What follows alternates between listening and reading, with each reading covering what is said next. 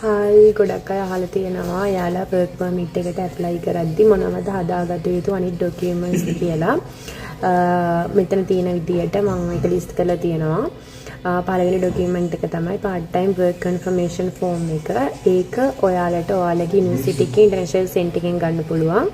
දෙවෙනි එක තමයි ඔයාගේ ARC කාඩ් එක ඔයාලඟ තියෙන්න ඕන සහ පාස්පෝර්ට් එකේ කොපියක් තියෙන්න ඕන. තුන්වෙනි එක තමයි ඇකඩමික් රෙකෝඩ් ෂීට් එක. ඒ කියන්නේ ඔයාගේ සොන්චොක්චන් මියස එක D4 ළමෙක් නම් ඔයාට ඒක ඔයාගේ යුනිවර්සිටි එකේ ඉන්ටර්නැෂනල් සෙන්ටර් එකෙන් රික්වෙස්ට් කරන්න වෙනවා. ඊට පස්සේ ඔයාට ගන්න පුළුවන්. එතකොට D2 ළමෙක් නම් එයාට තනියම සොන්චොක්චන් මියස එක ගන්න පුළුවන්. හතරවෙනි එක තමයි ස්ටෑන්ඩඩ් ලේබර් කොන්ට්‍රැක්ට් ෆෝම් එක. ඒකත් ඔයාලගේ යුනිවර්සිටි එකේ ඉන්ටර්නැෂනල් සෙන්ටර් එකෙන් ඒ ෆෝම් එක අරගන්න පුළුවන් ෆිල් කරන්න. ඊට පස්සේ පස්වෙනි එක තමයි ඔයාලා වැඩ කරන තැන බිස්නස් රෙජිස්ට්‍රේෂන් සර්ටිෆිකේට් එක. ඊට පස්සේ 6 වෙනි එක තමයි ඔයාලගේ එම්ප්ලොයර්ස් ID කොපි එකක් ඊට පස්සේ 7 වෙනි එක තමයි ඔයාලගේ टॉपिक सर्टिफिकेट එක හෝ එහෙම නැත්නම් IELTS හෝ ඔයාලගේ language proficiency certificate එක ඕන වෙනවා. ඒ ડોකියුමන්ට් ටික රෙඩි කරගෙන ඊට පස්සේ ඔයාලට පුළුවන් ඒක ඔයාලගේ යුනිවර්සිටි එකට බාර දීලා යුනිවර්සිටි එකෙන් හගින් කරලා සයින් කරාට පස්සේ ඔයාලට පුළුවන් work permit එකට apply කරන්න. bye අඤ්ඤාන්.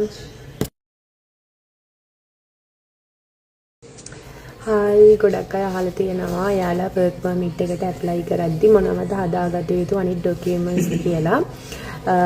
මෙතන තියෙන විදියට මම ඒක ලිස්ට් කරලා තියෙනවා. පළවෙනි ඩොකියුමන්ට් එක තමයි part time work confirmation form එක. ඒක ඔයාලට ඔයාලගේ යුනිවර්සිටි එකේ ඉන්ටර්නැෂනල් සෙන්ටර් එකෙන් ගන්න පුළුවන්.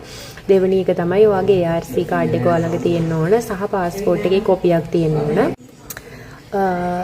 තුන්වෙනි එක තමයි ඇකඩමික් රෙකෝඩ් ෂීට් එක. ඒ කියන්නේ ඔයාගේ සොන්චොක්චන් මියස එක D4 ළමෙක් නම් ඔයාට ඒක ඔයාගේ යුනිවර්සිටි එකේ ඉන්ටර්නැෂනල් සෙන්ටර් එකෙන් රික්වෙස්ට් කරන්න වෙනවා. ඊට පස්සේ ඔයාට ගන්න පුළුවන්. එතකොට D2 ළමෙක් නම් එයාට තනියම සොන්චොක්චන් මියස එක ගන්න පුළුවන්.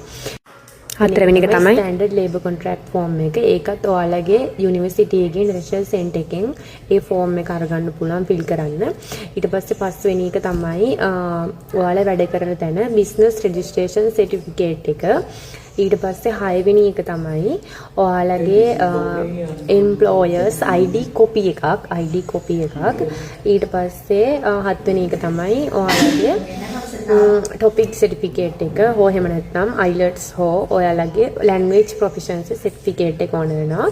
ඒ ડોකියුමන්ට් ටික රෙඩි කරගෙන ඊට පස්සේ ඔයාලට පුළුවන් ඒක ඔයාලගේ යුනිවර්සිටි එකට බාර දීලා යුනිවර්සිටි එකෙන් හගින් කරලා